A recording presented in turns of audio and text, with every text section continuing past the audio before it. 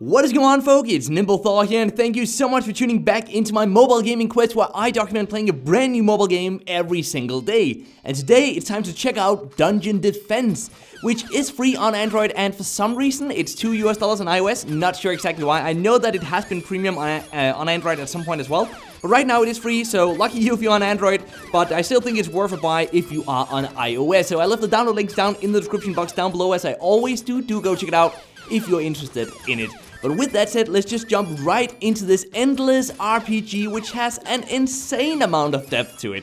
I'm really liking it, and I really hope that you will too. So we defeated one of the levels here, or one of the days already. So now we leveled up, so now we can choose some different skills on our main character here. Let's have a look at them real quick. So this one increases one of the skills that we have. This one increases the number of enemy projectiles that we can pierce. Not interested in that, honestly, but this one over here gives us more skill perk choices. I think I'm just gonna go with this one for now, which is really beneficial. I'm just gonna sell automatically some of the items because we got so many different items. But look at this, guys. These are the different heroes on the left side right now, and then we can see all the items that we've got down here in the bottom. It looks like we have something that is better for the snake character on there on the side, but we can't really use it yet because of the level limits.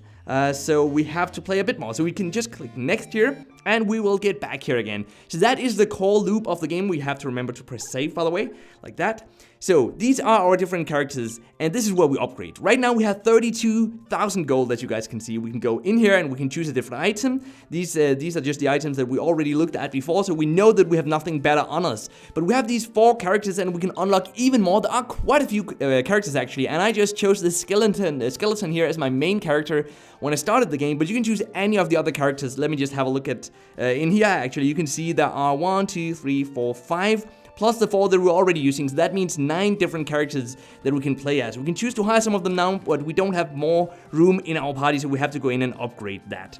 So we don't have any control over which skills these other NPC control characters choose.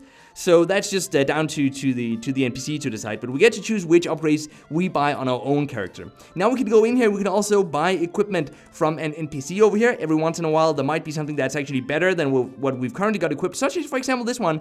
It does cost 3,000 gold though, so I'm not too interested in spending that much on it right now, so I'm just gonna click cancel. We can also upgrade though, and this is really interesting. In here we can upgrade the items by adding modifications to them. So let's have a look. Let's have a look at the different items that we have equipped. Have we already added modifications? I think we've already added modifications for all of them, but we can choose to mod this one. Actually, let's do that real quick. So it got 4.4% critical attack instead.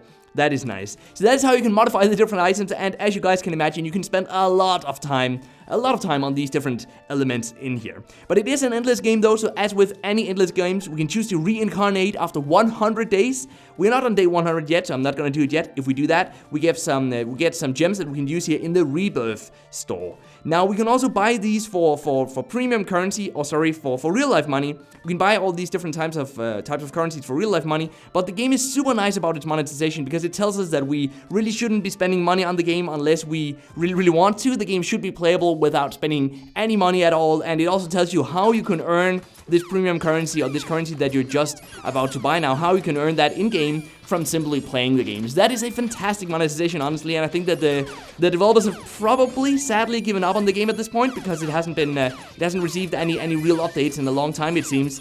But that also means that the monetization is really relaxed, and that is something that I can definitely enjoy, and I'm sure that you guys can as well. Let's use one of our main skills here, Bone Party. Such a strong skill. That is the one we upgraded before, actually. So now we finished another day, and I want to go in here after we've upgraded these a few times. I'm just gonna pick some here real quick and click next here. Not even gonna auto sell at this point.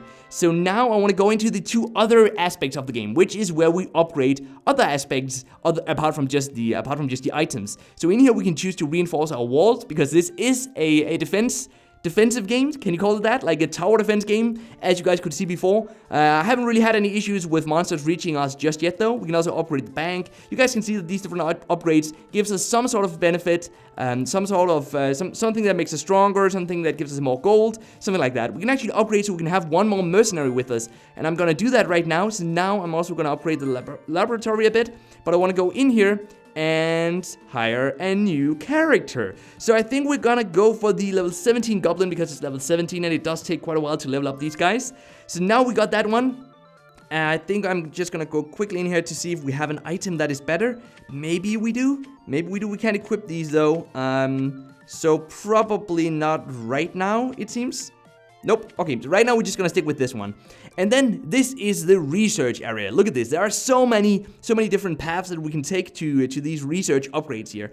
And each of them does something different. So for example, this one adds 50% bank income, which is an income that we get after every single level. This one, for example, what does that one do? Increase store item quality. So we're gonna get more rare items in the store. This one increases armor. I'm probably gonna upgrade. Wait, what does this one do?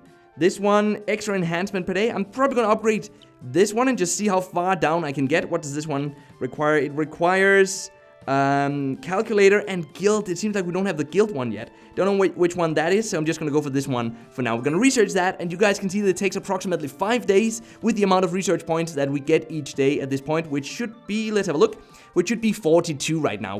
That's what we can upgrade in here. So now we can just go on to one more level. We can also go into the endless mode once we've reached day 20, which we're gonna reach after 2 more days, it seems. And then a Tower of Trial, which is another play mode that I'm not gonna go into right now because that would make the video all too long. So guys, do let me know, what do you think about this game at this point? I think we've covered most of the game at this point. I covered the skills that we have down here, even though we only got to use one of them before. Let's use a few more. So this one, oh, looks so cool. Hellfire, really liking that. I love the art style. It's super neat, pixelated art style. And I do like the overall gameplay systems. Now, obviously, the UI isn't the best ever. Let's just be honest here. But it is an indie game, and I do feel like it's difficult to cram that much stuff, that much content into one single game without having the UI be a little weird, a little bit too filled up with stuff. I mean, it's all right here, but I in particular don't really like the menu.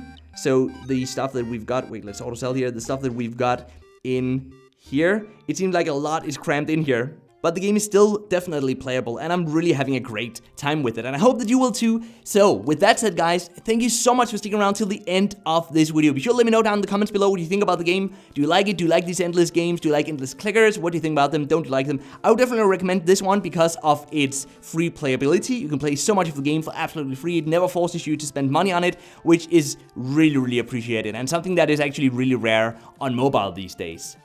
So with that said, guys, until next time, just keep gaming, stay awesome, and I will see you guys around.